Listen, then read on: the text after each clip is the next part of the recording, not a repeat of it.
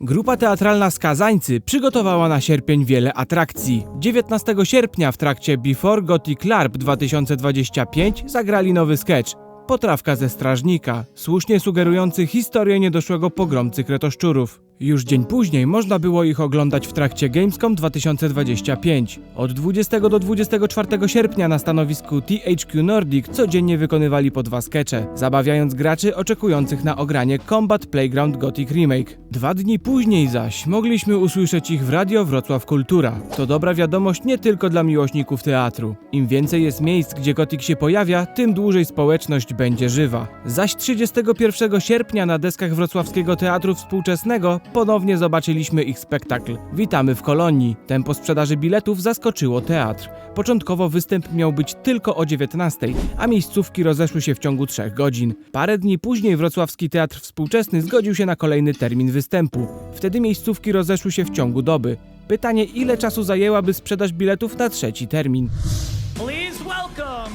Na tegorocznym Gamescom 2025, oprócz spotkania grupy teatralnej Skazańcy, mogliśmy zagrać w nowe demo Gothic Remake. Tym razem cała uwaga graczy została skierowana na mechanikę walki. W czasie rozgrywki mogliśmy poruszać się po terenie pomiędzy placem wymian a starą kopalnią. Po drodze spotkaliśmy 3 posągi reprezentujące różne klasy postaci. Im dalej udało nam się dotrzeć, tym lepiej wyszkolone postacie były dla nas dostępne. Niestety walka prezentuje się źle. Ciosy bezimiennego bohatera pomimo mistrzowskiej walki bronią dalej są ociężałe i mało responsywne. Brak płynności pomiędzy poszczególnymi animacjami potęguje efekt muchy w smole, która ledwo się rusza. Hitboxy nie działają, przeciwnicy wchodzą w nas, miecz przenika przez potwory, a obrażenia nie zawsze są zaliczane prawidłowo. Strzelanie z kuszy i łuku jest poprawne, ale przy kuszy zdecydowanie trzeba zmienić animację ładowania bełtów. Cięciwa nie powinna być naciągana bełtem, lecz ręcznie, a później nakładany jest bełt. Przy łuku należy popracować nad drżeniem ręki przy naciągniętej strzale. Jeśli trzęsie się nam ręka, to celownik nie powinien stać w miejscu.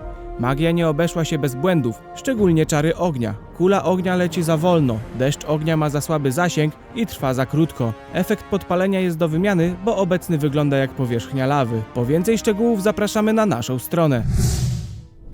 THQ Nordic korzysta z kolejnej okazji na spieniężenie marki Gothic. Do oficjalnego sklepu trafia do sprzedaży replika Uriziela. Zamiast wchodzić do świątyni śniącego, już za 1700 zł możecie otrzymać naładowany magiczną rudą miecz. Jego wygląd może zaskakiwać, jednak nie jest przypadkowy. Nie mamy do czynienia z odwzorowaniem miecza z Gothica 1, lecz odświeżonej wersji Gothic Remake. Widać to, porównując tekstury obecne w plikach dema. Jest to sensowne działanie ze strony THQ Nordic, ponieważ jednocześnie promują tym swoją grę. Wadą jest jednak jego wielkość, ma zaledwie 110 cm, a jak pamiętamy z oryginału, miecz wystawał o wiele bardziej nad głowę.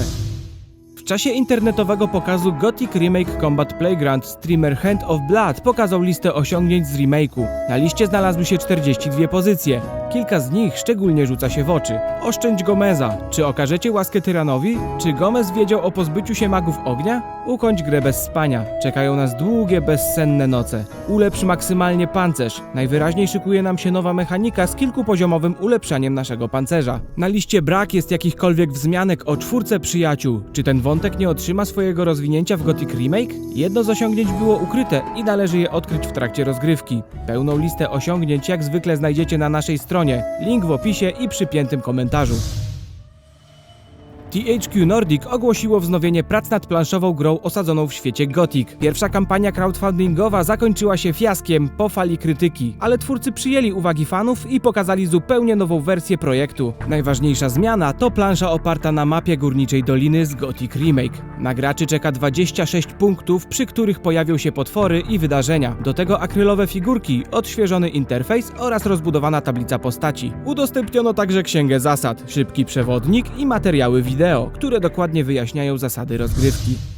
Przed Gamescomem na kanałach informacyjnych THQ Nordic pojawiło się ogłoszenie Gothic Fan Project Contest, czyli konkursu prac fandomu Gothica. Do wygrania była nawet edycja kolekcjonerska, co zachęciło fanów gry do tworzenia nowych prac. Cały konkurs Gothic Fan Project Contest wygrał Polak Dr. Borginson, który zgłosił swój krótkometrażowy film pod tytułem Opowieść strażnika. Serdecznie gratulujemy! Tak powstała Shirtakia Demo. To modyfikacja Total Conversion autorstwa Golden Master Team, opowiadająca fragment historii poszukiwacza przygód z Myrtany, który ruszył na poszukiwanie artefaktu mającego zapewnić nieśmiertelność. Demo jest krótkie i zapewnia do pół godziny rozgrywki oraz jedną nową mechanikę. Premiera nowej modyfikacji do Gothic 2. Na tegorocznym Modern Treffen w Niemczech kilkunastu twórców połączyło siły i w zaledwie 2 dni stworzyło minimoda zatytułowanego Klątwa Adegoke. W grze wcielamy się w Dajo, młodego szamana z rajskiej wyspy, którego życie zostaje zakłócone przez tajemniczą klątwę. Mod oferuje około 45 minut rozgrywki, nową lokację, kilkanaście postaci, świeże modele i tekstury oraz niemiecki dubbing. Od dziś dostępna jest także polska wersja językowa, którą przygotował nasz redakcyjny kolega Damianut. Instalacja jest prosta, wystarczy dodać spolszczenie do niemieckiej wersji moda i cieszyć się rozgrywką.